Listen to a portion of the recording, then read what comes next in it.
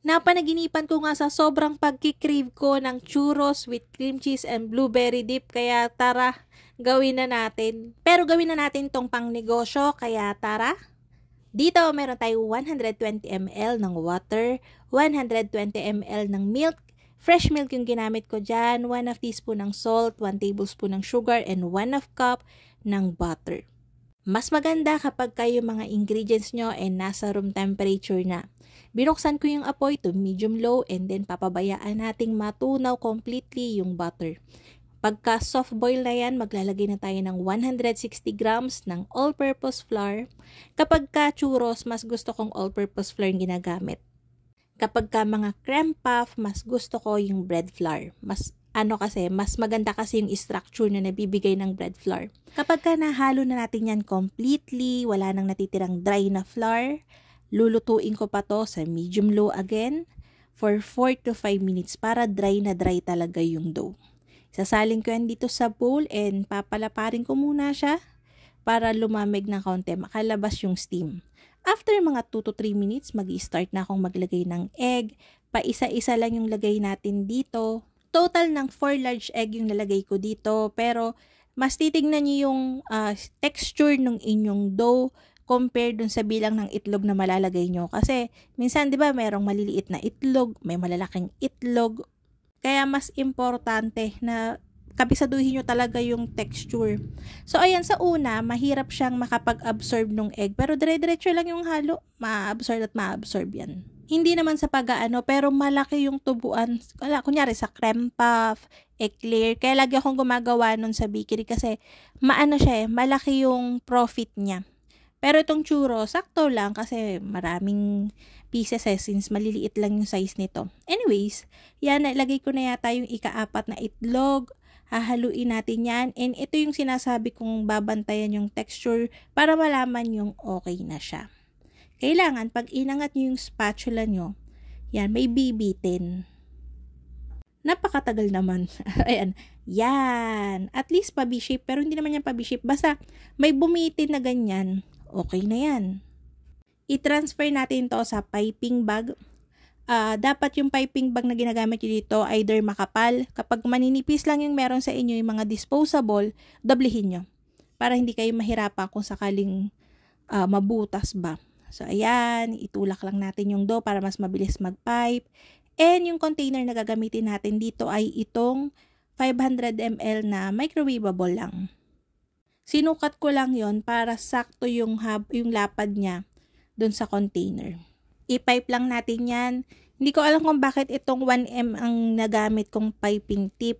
Pero kung meron kayo ng maraming ngipin, yun yung gamitin nyo. Ito lang talaga yung una kong nakita So, ayan, i-pipe lang natin yan. Ang daming kinalabasan, di ba? Parang nasa 56 pieces to.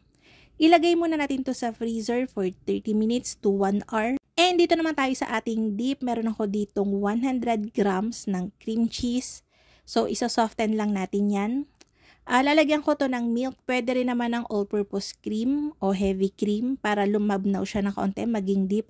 Kaya lang mas matipid syempre kung full cream milk na lang yung ilalagay natin. Yung dami ng ilalagay nyo, depende kasi yun sa brand. May cream cheese kasi na malabnaw, may cream cheese na medyo mas matigas. So, tinatansya ko na lang talaga yung paglalagay. Parang dito, total ng 1 tablespoon, 1 and 1/2 tablespoon yung nailagay ko to 2 tablespoon. Pero again, depende pa din. So, lalagyan ko yan ng 1 tablespoon ng sugar. Sobrang pinch lang ng salt. Konti lang. And kapag gusto nyo ng medyo tangi pa, yung inyong cream cheese na dip, lagyan nyo ng lemon juice. So, hinalo lang natin yan until ma-achieve natin yung gusto nating consistency ng dip. Ginawa ko to para maiba naman, diba? Parang nakakaumay na din kasi sa churros yung chocolate dip. So, medyo siya, lalagyan natin ng cream cheese. Kagaya ko, lagi ako may natitirang cream cheese na, alam niyo yung tira-tira dun sa ginawa kong cheesecake. So, yun, pwede natin siyang gawing dip. Yung container na ginamit ko dito ay yung 30 ml na container sauce. 150 to per piece. So, yung dalawa, 3 pesos para sa dun sa container natin. Para dun sa ating blueberry, syempre, gumamit na lang ako nung nasa can. And after 30 minutes, frozen na yung ating mga churros. Pwede na natin siyang tanggalin. Yung pan pala natin, Nilagyan ko yan ng pahid ng oil para mas madali nating ma-release yung mga frozen na churros. Kada container nilagyan ko ng nasa 120 to 130 grams ng churros. And syempre, bago natin ibenta yan, kailangan frozen na frozen talaga siya. So ito, testing lang to. Keme. Kakainin ko naman talaga lahat yun. So ayan, i-fry ko lang yan sa mainit na apoy. And magdo-double yan ng size kapag ka nag-puff siya. Yan. I-fry nyo to ng talagang medyo toasted. Mas masarap yun, promise. Kada container pwede nyong ibenta ng nasa 150 to 160 kasi naka-cream cheese dip tayo tsaka blueberry dip. Pero kung mga chocolate sauce lang tapos isang dip lang, 100 to 120 pesos katalo na.